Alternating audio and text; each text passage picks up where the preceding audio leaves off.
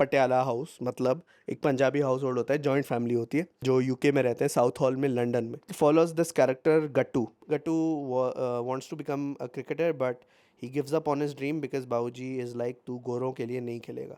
And it explores the concept of identity versus duty, क्योंकि his duty is to adhere to his father but his identity is to be a cricketer and he wants to play for the England team, for his own country that he lives in, that he was born in, that he was raised in. But his father rejects that because he is Indian but he lives in the UK. So it kind of, in my opinion, explores the concept of projecting your own insecurity of the fact that you are an Indian and you were once colonized by the people of whose country you live in currently.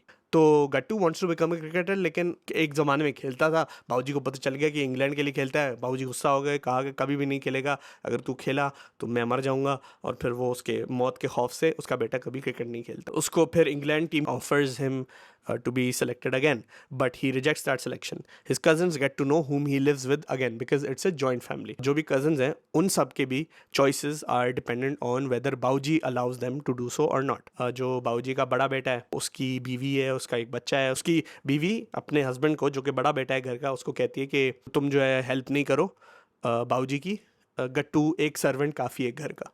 So she disrespects him as well because she knows how much Gattu caters to Bauji's demands and she doesn't want her husband to do that. But in the whole house, Gattu is very disrespected and hence he is very quiet. He doesn't stand up to his father, which again, I love that this movie just explores projection on an intense level. उसका बाप भी project कर रहा है, उसके cousins भी project कर रहे हैं. उसके कजन्स क्यों प्रोजेक्ट कर रहे हैं? इसलिए क्योंकि उसके कजन्स खुद ऑप्रेस हो रहे हैं उसके बाप से, लेकिन वो सिंस वो कजन्स हैं और वो उनका चाचा है, उनका ताया है, उनका फूफा है, लेकिन ये इसका बेटा है, तो इसका ज़्यादा एक मेरे ख्याल से एक ज़्यादा कंफर्ट लेवल है, एक ज़्यादा हक बनता है कहने का.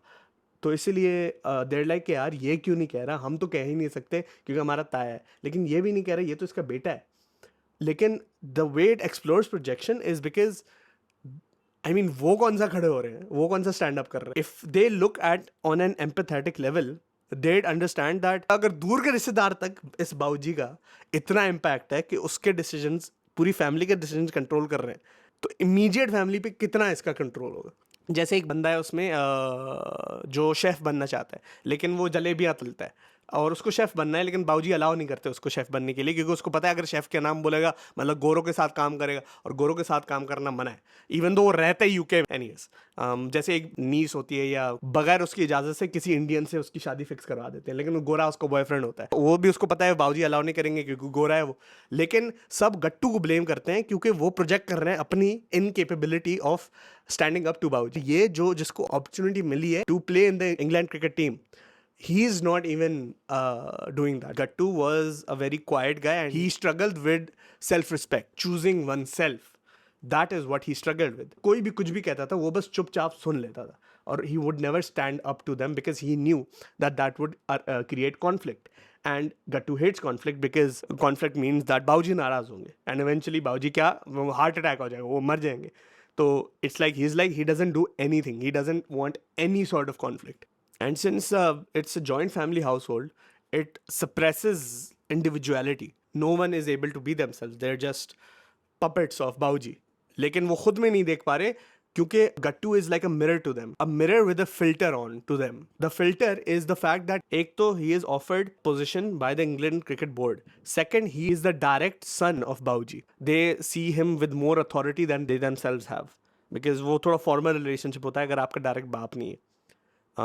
Which is pretty ironic considering सबसे ज़्यादा फॉर्मल रिलेशनशिप एक बेटे का साउथ एशियन कल्चर में अपने बाप के साथ ही होता है. जितना फॉर्मल बाप के साथ होता है उतना ही कैजुअल माँ के साथ होता है. गट्टू eventually adheres to what they ask him for, which is that please take the position and everyone makes sure that बाबूजी को किसी तरीके से भी आइडिया ना हो कि इसका बेटा है जो इंग्लैंड टीम में सेलेक्ट हुआ है. But Babuji gets to know that an Indian player has been selected whose name is Kali. तो Babuji could never figure it out. Papers में आया कि एक Indian player in England team में and everyone just plays out this theater for बाबूजी ताकि बाबूजी doesn't find out that it's actually just गट्टू. सो मतलब वो न्यूज़पेपर्स में जो है ना वो फैब्रिकेट करते हैं, केबल कट कर लेते हैं जब भी उनको पता चलता है कि टीवी पे गट्टू आने वाला है. Eventually Babuji founds out and then Gattu stands up to him and he says that आपने सबको दबा के रखा है। और जब सबको कॉल आउट करता है, जिसने भी गट्टू को कहा होता है कि तुम स्टैंड अप करो, जब बाबूजी सबको स्टैंड अप करने के लिए कॉल आउट करते हैं कि किसको मैंने अप्रेस किया है ना, तो बताओ किसने अप्रेस किया,